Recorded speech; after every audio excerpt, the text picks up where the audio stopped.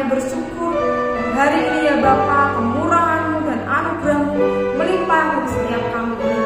Kami naikkan ya Tuhan segala pujian dan hormat serta syukur kami di hadapan Engkau, Raja dan segala Raja. Berkati ibadah kami dari awal pertengahan hingga akhirnya dalam kuasa tangan-Mu. Kami percaya Tuhan dimanapun kami berada, Engkau ada saat kami memuji dan memuliakan nama-Mu Yesus. Dan pujilah nama-Mu Tuhan di dalam nama Tuhan Yesus. Amin. Adik-adik kita bersuka-cita, kita pujikan happy ayatnya, happy sampai siap bersuka-cita di hadapan Tuhan.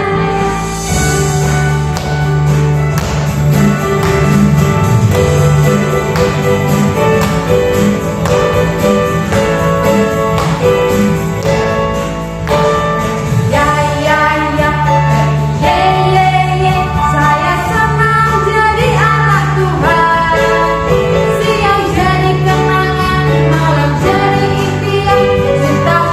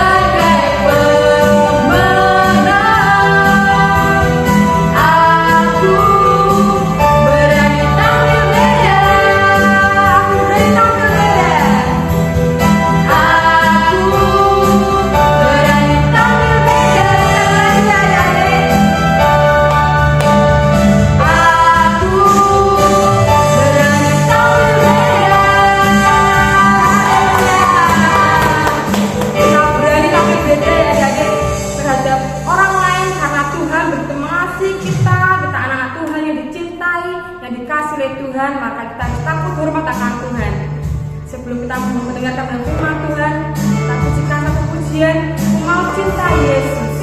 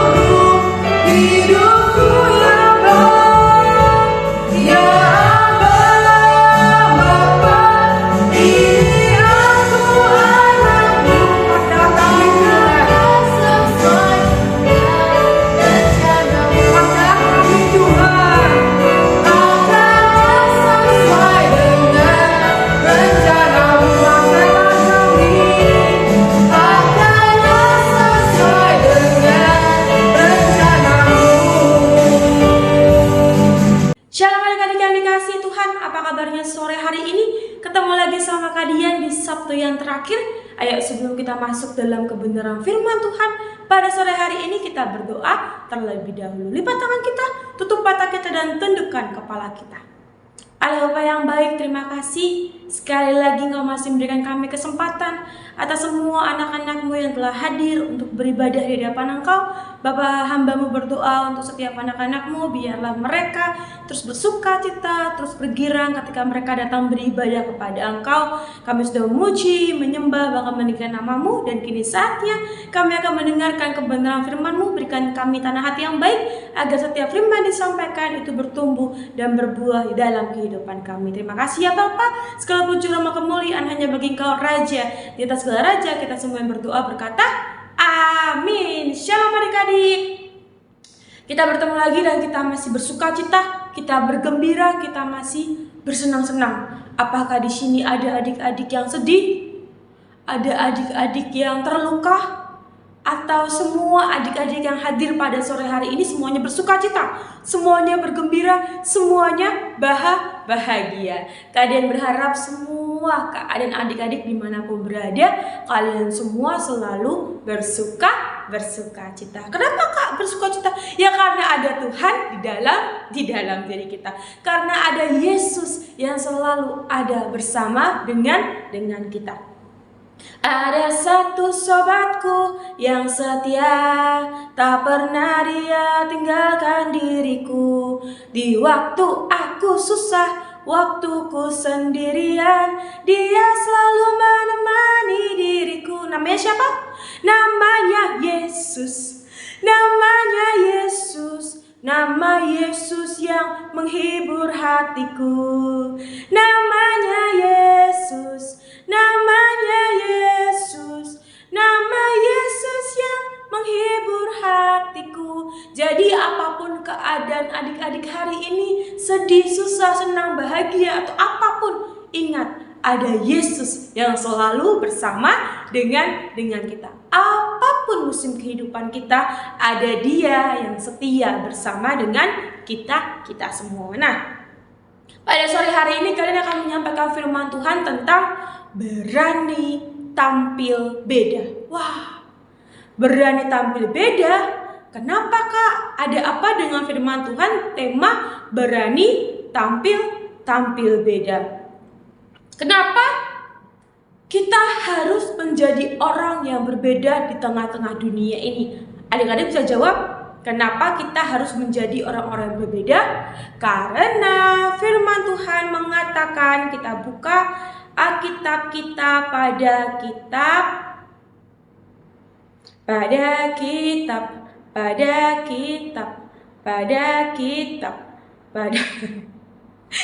buka Alkitab kita pada Roma 12 ayat 1 sampai yang kedua. Supaya kamu mempersembahkan tubuhmu sebagai persembahan yang hidup, yang kudus dan yang berkenan kepada Allah. Itu adalah ibadahmu yang sejati. Janganlah kamu menjadi serupa oleh dunia ini, tapi berubahlah oleh pembaruan budimu, sehingga kamu dapat membedakan manakah kehendak Allah, apa yang baik, yang berkenan kepada Allah, dan yang sempurna. Firman Tuhan mengatakan supaya kita mempersembahkan tubuh kita sebagai persembahan yang hidup. Adik-adik harus belajar mempersembahkan hidup adik-adik hanya kepada Tuhan. Adik-adik menyerahkan seluruh kehidupan adik-adik hanya dalam kuasa Tuhan. Tuhan mengatakan kita hidup bukan untuk menjadi serupa dengan dunia ini, tapi kita hidup untuk menjadi serupa dan segambar dengan Allah. Kita harus berani tampil beda dengan orang-orang yang ada di sekitar kita. Kalau teman-teman adik-adik suka menyontek, adik-adik gak boleh melakukan. Kalau teman adik-adik suka berbohong, adik-adik gak boleh berbohong. Kalau teman-teman adik-adik suka bolong-bolong beribadah, adik-adik gak boleh melakukan itu. Tuhan mau kita anak-anaknya hidup seturut dengan kebenaran firman Tuhan. Tuhan mengatakan kita harus jujur, ya kita harus jujur. Kita tidak boleh menjadi anak-anak berbohong. Kita nggak boleh menjadi anak-anak yang melakukan sesuatu yang tidak disukai oleh Tuhan. Tuhan nggak suka ketika anak-anaknya berbohong. Tuhan nggak suka ketika anak-anaknya tidak berbuat jujur. Setia kepada perkara kecil, maka Tuhan akan mempercayakan perkara yang jauh lebih besar.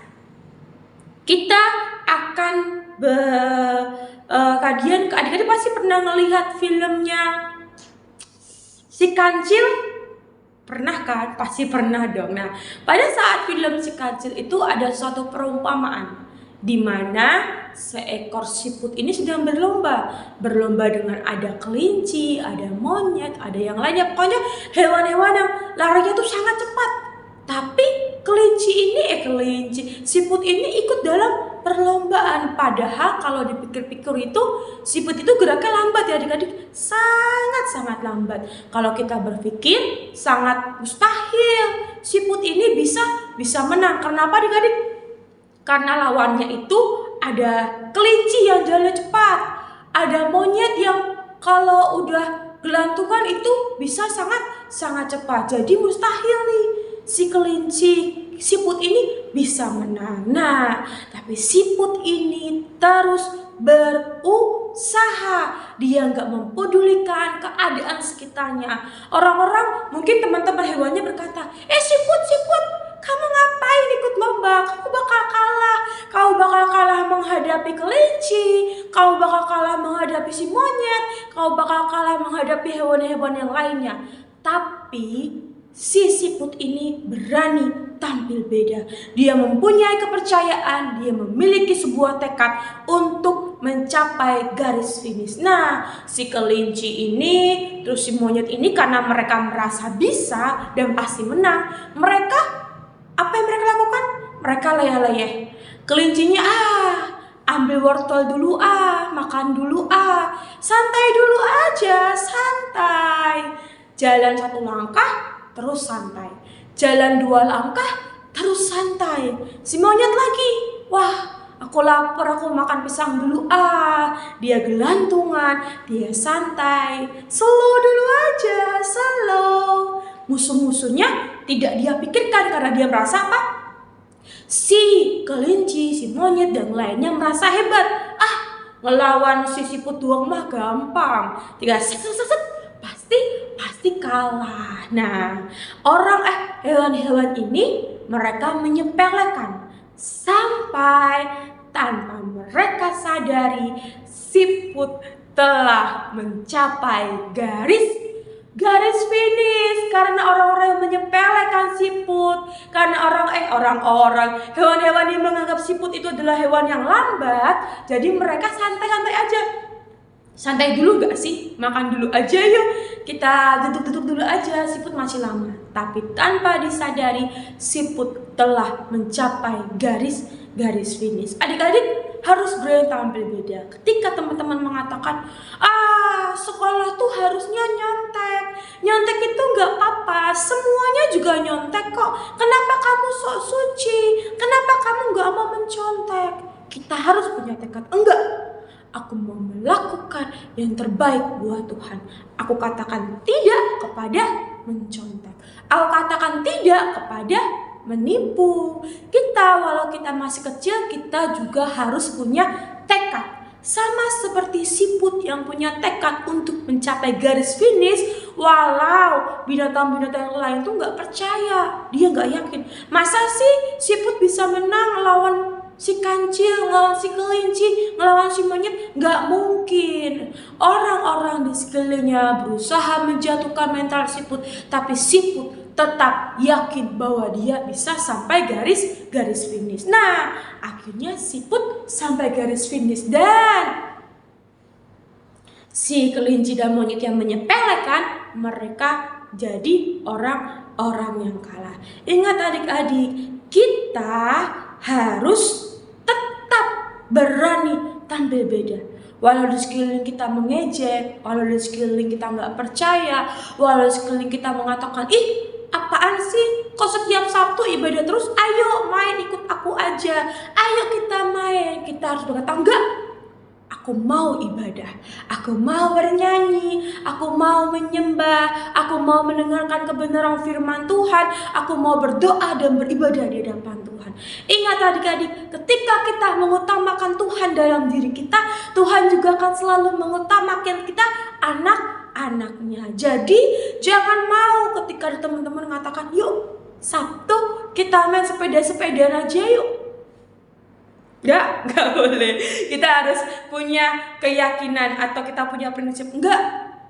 Jadi Sabtu 4:30 sore aku mau menyediakan waktuku untuk beribadah di hadapan Tuhan. Jadi adik-adik harus berani tampil beda. Kita akan lihat kisah di Alkitab. Adik-adik pasti tahu cerita ini. Bagaimana sekelompok orang ini, sekelompok kecil lah, 4 orang ini berani tampil beda. Berani berbeda dari orang-orang di sekelilingnya.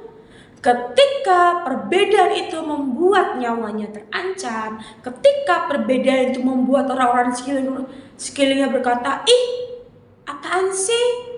Ih kok gak mau ikut kita sih? Ih. Tapi 4 orang anak Tuhan ini tetap mengikuti apa yang menjadi mau Tuhan. Mereka rela berkorban, mereka rela melakukan apa yang Tuhan mau. Mereka bukan menjadi orang-orang yang bantah, tapi mereka menjadi orang-orang yang yakin dan percaya kepada Tuhan. Apapun konsekuensinya, mereka tetap percaya kepada Tuhan. Ada yang bisa nebak siapakah ini? Siapakah mereka? Nah, mereka adalah, mari kita buka Daniel pasal yang pertama. Daniel pasal yang pertama. Daniel pasal yang pertama ayat 1 sampai yang ke 20. Berapa ya? 21. Nah, siapakah mereka?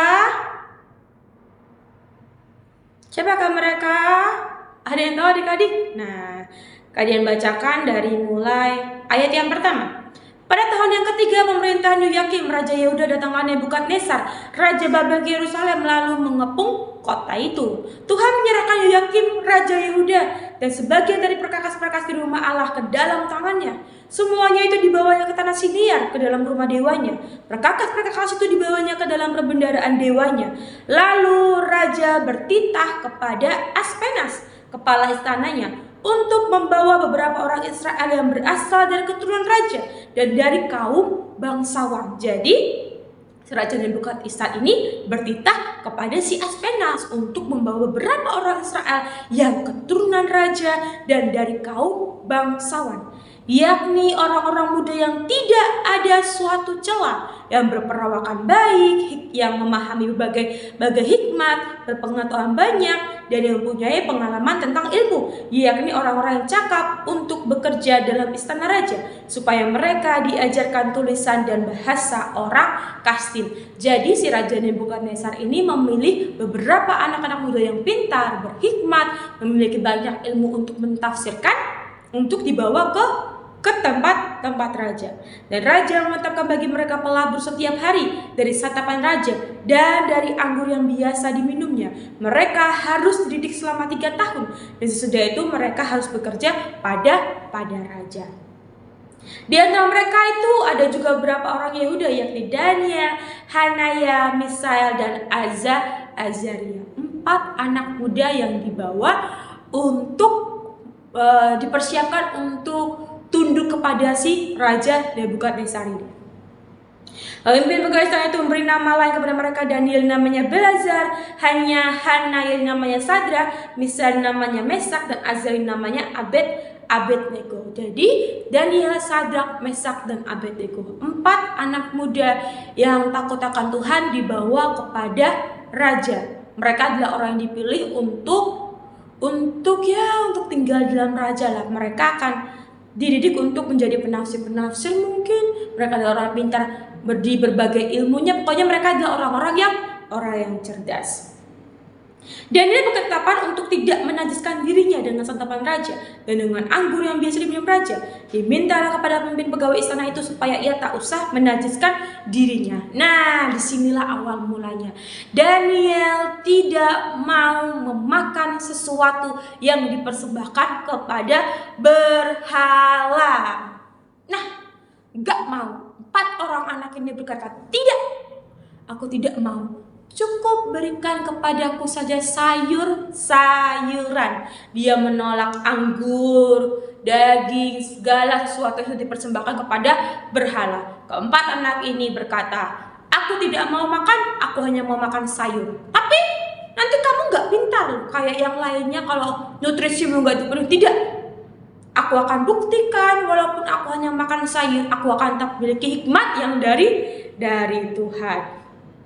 Nah, ayat 11 dikatakan, kemudian berkata Daniel kepada penjenang yang telah diangkat oleh pemimpin pegawai istana untuk mengawasi Daniel, Hanaya, Misal, dan Azaria, adakanlah percobaan dengan hamba-hambamu ini selama 10 hari, dan biarlah kami diberikan sayur untuk dimakan dan air untuk diminum. Sesudah itu bandingkanlah perawakan kami dengan perawakan orang-orang muda yang makan di santapan raja. Kemudian perlakukanlah hamba-hambamu ini sesuai dengan pendapatmu. Jadi nih, walaupun aku makan sayur, aku akan tetap sehat, aku akan tetap bugar, aku akan tetap sama dengan orang-orang mereka yang makan dari berhala-berhala itu. Jangan khawatir, walau aku makan sayur, walau minum air putih, aku akan tetap kuat, aku akan tetap pintar, aku akan tetap menjadi yang terbaik. Cobalah ya, 10 hari lah.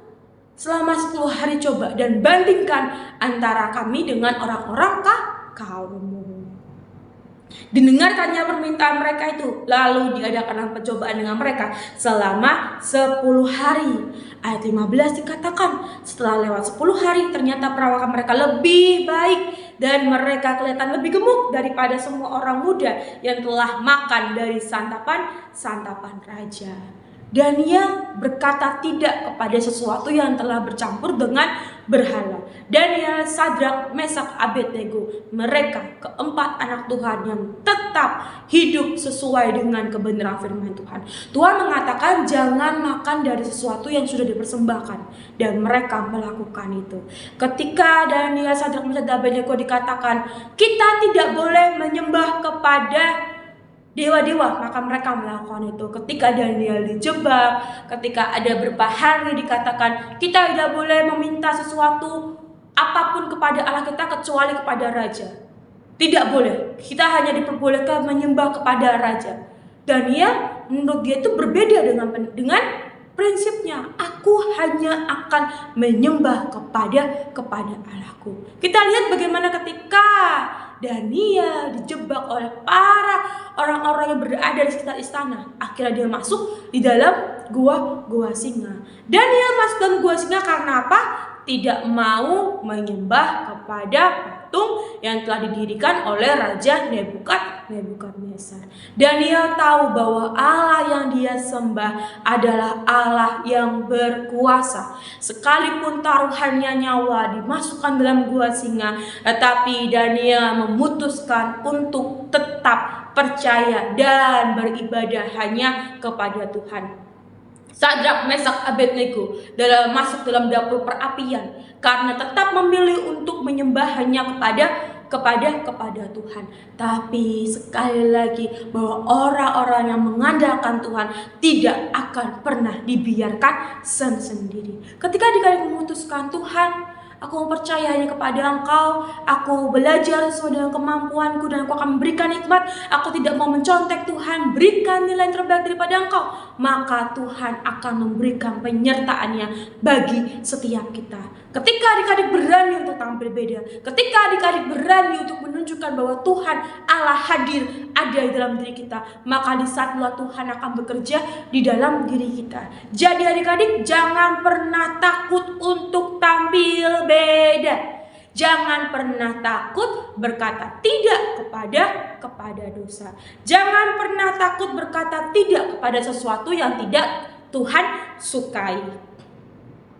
Dikatakan lagi Dan akhirnya keberanian Daniel dan teman-temannya untuk hidup sesuai kebenaran firman Tuhan membuat mereka menerima berkat-berkat dan pertolongan dari Tuhan. Ingat adik-adik, Tuhan begitu nyata mengasihi kita. Ketika kita melewati suatu lembah yang gelap sekalipun, Dia menjanjikan suatu penyertaan. Dia menjanjikan suatu penyertaan bahwa Dia Immanuel, Allah yang selalu beserta dengan kita. Daniel dan teman-temannya mengalami Tuhan, mendapatkan mukjizat Tuhan, dan mereka semua mendapatkan pertolongan dan berkat-berkat yang daripada Tuhan. Daniel diangkat, Sadrak, Mesak, dan Abednego gara-gara perbuatan baiknya, karena mereka tetap mengikut Tuhan.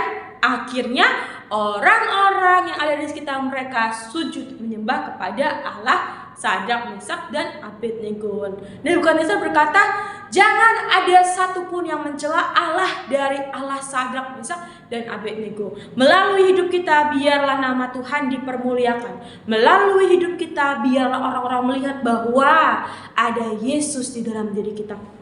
Kok kamu sukacita terus sih? Kenapa? Kok kamu kayaknya bahagia terus? Kenapa? Karena ada Tuhan dalam diri kita.